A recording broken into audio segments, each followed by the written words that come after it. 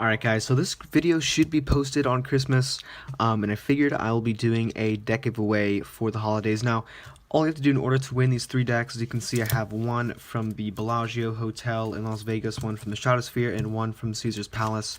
So these are all really popular, famous hotels, guys, and all you have to do in order to win these decks is go down in the comments below and comment why, actually, you know what, comment what is your favorite part about the holidays, and I'll go through and pick the comment that I feel stands out most to me, and I'll give away these 3 decks. Anyways, guys, here is the video. Alright, so today I'm going to be showing you what is, in my opinion, probably one of the best, like mathematical card tricks out there. It requires no setup, and it's completely self-working, so pretty much everybody here can do this trick without even practicing. So let's say you give the deck to the spectator, and they can shuffle it up, and then they can pick any number of cards, let's say 16. So you have 1, 2, 3, 4, 5, 6, 7, 8, 9, 10, 11, 12, 13, 14, 15, 16. Now from this packet, the spectator can also mix up this if they want to. It's completely up to them, and they can shuffle up the pack. But the whole thing here is, let's say with the 16 cards, you have the spectator pick a number that is a little more than half of the number they originally chose. So if it's 16, it would have to be like 9 or above. So let's say they pick 10. So you have 1, 2, 3, 4, 5, 6, 7, 8, 9, 10. We'll put it down here. We'll do the same thing. 1, 2, 3, 4, 5, 6, 7, 8, 9, 10. And we'll do it one more time. So you have 1, 2, 3, 4, 5, 6, 7, 8, 9, 10. Now, guys, the card that you should have stopped me at from the shuffle deck was the 3 of diamonds. So if I snap my fingers, we're going to have the 3 pop up just like this. So this is a trick, guys, and if you want to do it, don't forget to stick around for the tutorial.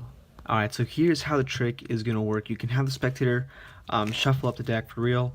You can have a borrow deck, so this is a completely impromptu trick with no setup. The spectator really can pick any number of cards.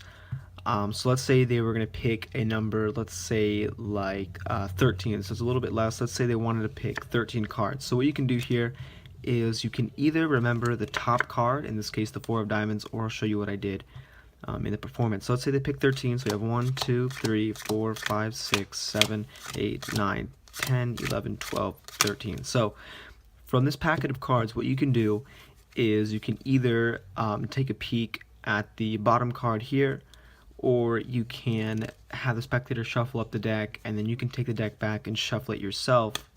And when you're shuffling it, you can take a peek at that Jack of Hearts over here and lay that down first, and then continue shuffling, and now you know the bottom card of the deck. So the whole thing is, you need to know the bottom card. In this case, it's the Jack of Hearts, and the spectator can really pick any card over half of the amount of the cards in here. So in this case, you have 13.